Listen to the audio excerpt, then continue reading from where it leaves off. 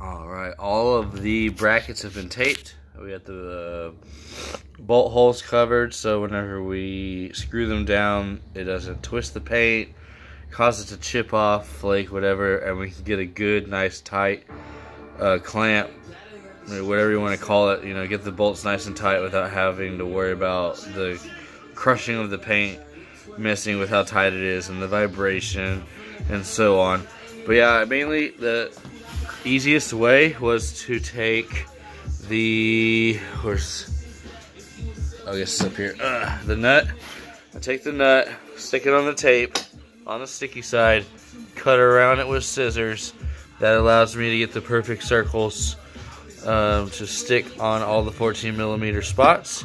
Anything I don't want kind of like paint all in, I just cover it up on both sides. That way it's kind of like it was, because if you take these off, it's all shiny where the bolt was, but it's painted on the bracket. Mainly just getting it repainted so that way when we're at the car wash, very easy cleaning. Shouldn't technically have to clean for a while because we're building the motor so clean and replacing all the seals. But it will be a daily driver, so the dust and dirt will need to be blown off of the brackets, or off the motor in general anyway, whenever I go to wash it. So these are ready for paint. I have to do the same thing to the motor and the tranny, but that'll kind of just, be part of the process. But then it's kind of like I have to do things like wash this thing out, get the tube off, get it ready for paint. There's another bracket outside that needs painting for the transmission. But other than that, step by step, man. Block is almost taped up. Transmission needs taping. Everything's almost ready for painting. Then we'll be able to finally start building this motor. Start putting seals in it, torquing the head down. I'm not sure if I want to do that in the car or out of the car yet, but hey, we're getting closer and closer every day. And I'll see you in the next clip.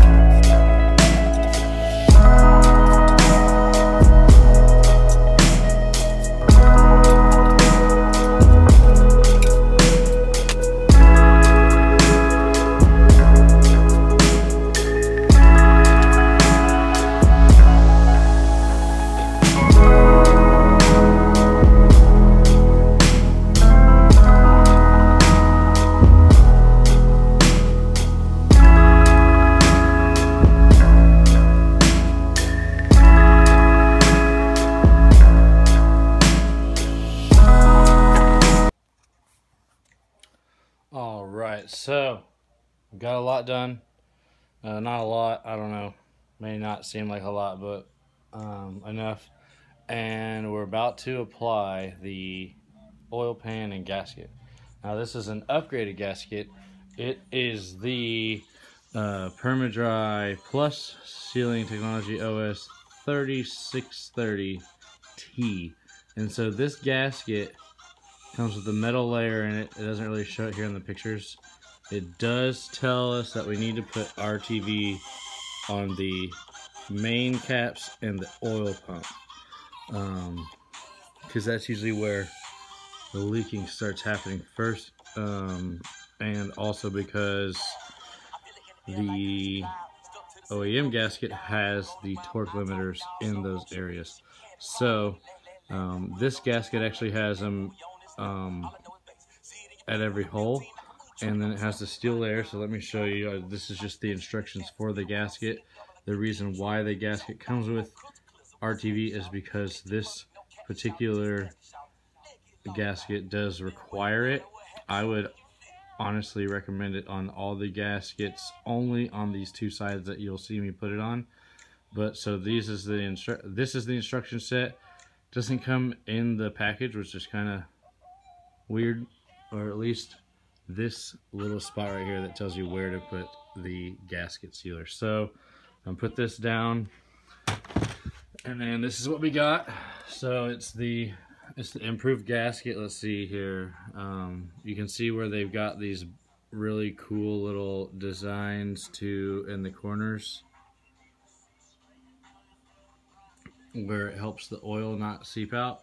So the you can actually see how it has this metal layer in it, and that helps you from crushing the gasket too much. I would say almost allowing you to torque it a little more, but you don't want to go over 8.7 or 10 in my opinion. But yeah, it comes with the snap-ups. We won't need to use those because the engine's not in the car, and a little silicone black. So we will put this on and keep continuing on.